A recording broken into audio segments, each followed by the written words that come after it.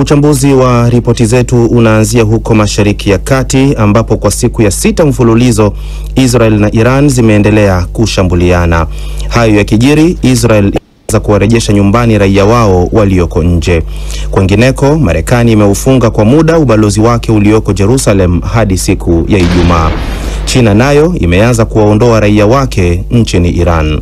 John Juma na mkusanyiko wa mengi yanayofungamana na mzozo huu wa Mashariki ya Kati.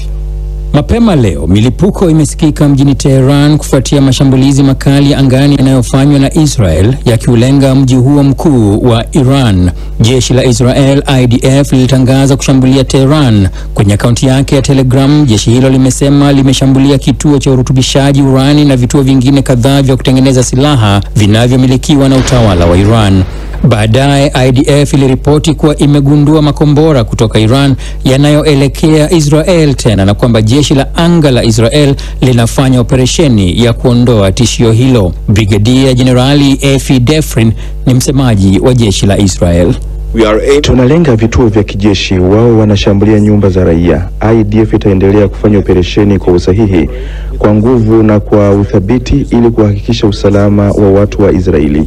Mapema Jumatano, msemaji wa Wizara ya Mambo ya Nje wa Iran, Ismail Baghai, akihojiwa na kituo cha televisheni cha Al Jazeera, alitoa tahadhari kwamba uingiliaji wa Marekani katika mashambulizi yanayoendelea Israel dhidi ya nchi yake unaweza kuchochea vita kamili. Walinzi wa mapinduzi wa Iran wamedai kufanya wimbi la 11 la makombora dhidi ya Israel. Wamesema mashambulizi hayo yanaashiria mwanzo wa mwisho wa mifumo ya ulinzi ya angani ya Israel. Msemaji wa jeshi hilo, Iman Tajik, amesema Iran imetumia makombora ya Fatah aliyodai yalishinda mifumo ya ulinzi ya Israel na kutaja tukio hilo kuwa ujumbe kwa Marekani. Usiku wa leo, makombora yenye nguvu na uwezo wa kujigeuza ya Fatah yalitikisa mara kwa mara makazi ya Wazayuni waoga baada ya kupenya ngao yao ya ulinzi wa makombora, yakifikisha ujumbe wa nguvu wa Iran kwa mshirika wa Tel Aviv anayependa vita aliyepotea katika ndoto na fikra zisizo na msingi.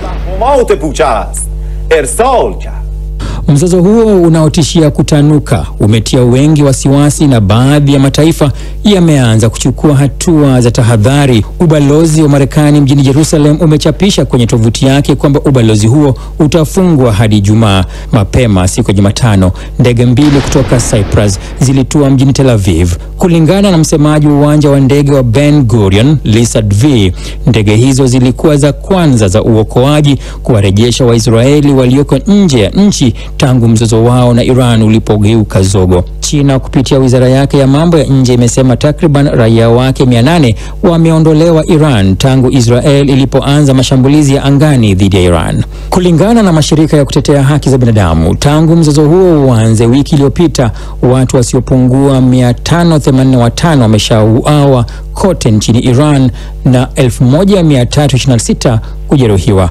Nchini Israel, watu 24 wameuawa kufuatia mashambulizi ya Iran ya kulipiza kisasi.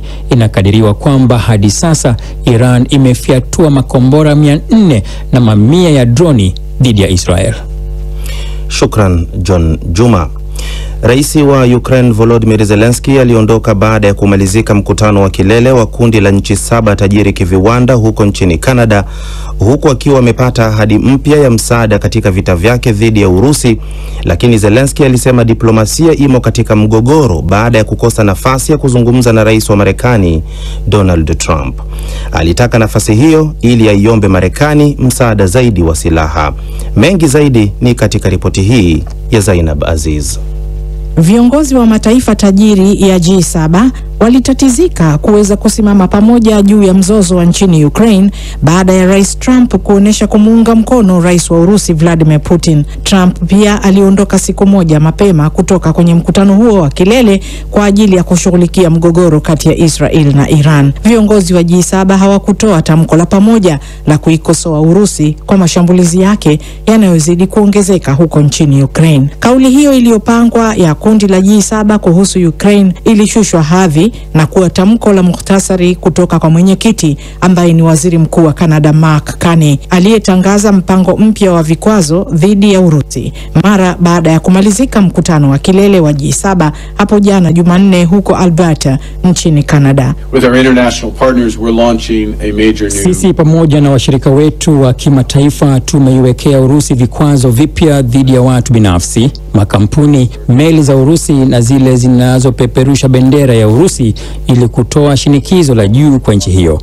Wakati huo huo, tumeidhinisha zaidi ya dola bilioni 2 kufadhili ndege zisizo na rubani, risasi na magari ya kivita kuisaidia Ukraine kutetea eneo lake. Pia tutaipa Ukraine mkopo wa dola bilioni 2.3 kwa ajili ya ujenzi mpya wa miundombinu ya nchi hiyo. Rebuild the infrastructure in that country. Carney amesema viongozi wa G7 wameonyesha kuunga mkono juhudi za Rais Trump ili kufikia amani ya kudumu nchini Ukraine na kwamba wanatambua kuwa Ukraine imejitolea kusitisha mapigano bila masharti na wameitaka Urusi kufanya sawa na Ukraine. Rais wa Ukraine Volodymyr Zelensky amesema amewaambia viongozi wa G7 kwamba diplomasia sasa imetumbukia kwenye matatizo na amewataka viongozi hao wa G7 kuendelea kumrai Rais Trump atumie ushawishi wake kulazimisha makubaliano ya kusimamisha mapigano. Wakati huo huo, idadi ya vifo kutokana na shambulio la Urusi katika mji mkuu wa Ukraine, Kiev,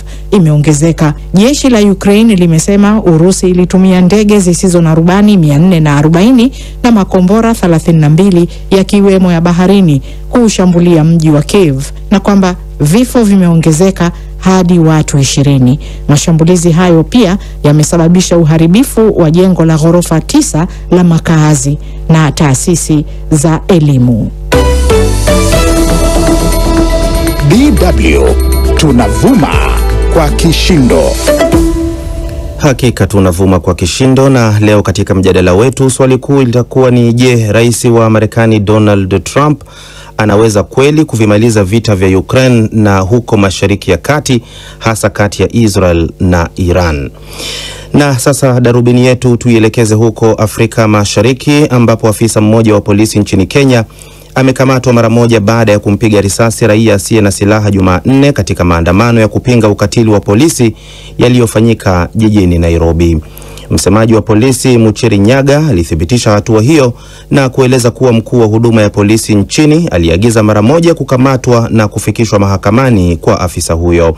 Tukio hilo lilinaswa na kamera ya shirika la habari la Associated Press likionyesha polisi huyo akifyatua risasi kichwani kwa mwanaume aliyekuwa akiuza barakoa mtaani mbele ya mashuhuda na waandishi wa habari. Thelma Mwadzaya na taarifa hii kwa undani. Ni mara chache ambapo hatua ya dharura kama hiyo imechukuliwa dhidi ya maafisa usalama nchini, licha ya historia ndefu ya madai ya mauaji ya kiholela dhidi ya raia katika maandamano. Mwanamume aliyepigwa risasi alionekana akiuza barakoa kabla ya kushambuliwa. John Kariuki Wambui ni babake Boniface Kariuki aliyepigwa risasi jana Jumanne, na anaelezea hali ilivyo sasa. Usuli kulingana na sasa mahali yako, lakini si mbaya sana. Tutaomba bado atakuwa poa. Anauziaga huko, anatokaga Makandara na anauziaga huko Komashi. Video iliyorushwa na kituo cha Citizen TV ilimwonyesha akiwa ameshika pakiti ya barakoa huku damu ikimtoka kichwani. Alibebwa hadi hospitali moja jijini Nairobi ambako alifanyiwa upasuaji na kulazwa chumba cha wagonjwa mahututi, kwa mujibu wa afisa wa Wizara ya Afya Patrick Amoth. Edwin Kagia ni mchuuzi wa bidhaa jijini Nairobi na anafahamiana na Boniface Kariuki alipigwa risasi jana na alimtembelea hospitalini. Tumeweza kumuona na baba yake na tumeweza kuona ako uhai, na tunamuombea Mungu ili condition yake iweze kuwa poa. Manake huyo ni kijana mdogo, alikuwa anajitafutia. Vijana wengi walikuwa wanaibia watu, lakini yeye alikuwa anauza mask vizuri, na tungeweza kusema ya kwamba mambo ambayo yamekuwa yakifanyika katika taifa letu la Kenya, kuona askari wakisumbua vijana wakifanya biashara zao, ni makosa sana. Tukio hilo lilitokea katika muktadha wa maandamano makubwa jijini Nairobi Mombasa, Kilifi na maeneo mengine yaliyolenga kushinikiza uwajibikaji kuhusu kifo cha Albert Ojwang aliyekufa Juni tarehe 8 akiwa kizuizini. Awali polisi walidai kuwa Ojwang alijigonga ukutani akiwa seli, lakini uchunguzi huru wa kitabibu ulionyesha aliuawa kwa kipigo kikali. Kifo cha Ojwang kilifuatiwa na hali ya sintofahamu baada ya kubainika kuwa alikuwa amekamatwa kwa madai ya kuchapisha taarifa za kumdhalilisha naibu mkuu wa polisi Eliud Lagat. Lagat baadaye alitangaza kujiondoa kwa muda kazini, lakini hakukiri kuwa ndiye aliyetoa malalamiko yaliyosababisha kukamatwa kwa Ojwang.